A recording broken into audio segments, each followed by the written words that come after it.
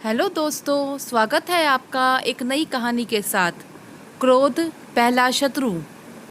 एक समय था जब राजा महाराजाओं को पक्षी पालने का शौक होता था।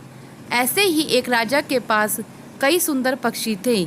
उनमें से एक चकोर राजा को अति प्रिय था और वह जहाँ भी जाता उसे जरूर साथ ले जाता था। एक दिन जब वह शिकार के लिए वन में गया तो रास्ता भटक गया। राजा का प्यास से गला सूखने लगा।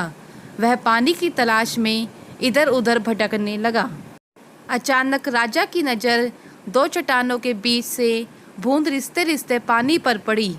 राजा ने एक प्याला निकाला और वहां रख दिया।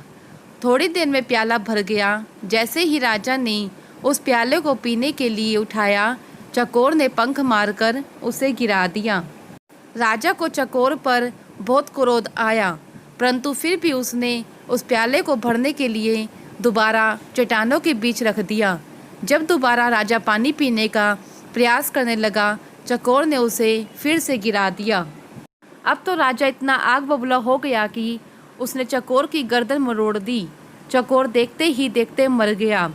राजा प्यास से इतना व्याकुल था कि उसने फिर चट्टान की ओर देखा तो हैरान रह गया। जिन चट्टानों से पानी आ रहा था वहाँ एक मरा हुआ सांप पड़ा था और पानी सांप के मुंह से छूकर आ रहा था। राजा डर से कांप उठा। अब उसे ख्याल आया कि चकोर उसे बचाने के लिए ही बार बार पानी गिरा रहा था। राजा को बहुत दुख हुआ। उसके हाथों मारा गया उसका प्रिय चकोर जीवित तो नहीं हो सकता था। कहने वाले सही कह गए हैं कि क्रोध यमराज के समान होता है और उसका फल भुगतना ही पड़ता है। क्रोध मनुष्य का पहला शत्रु है।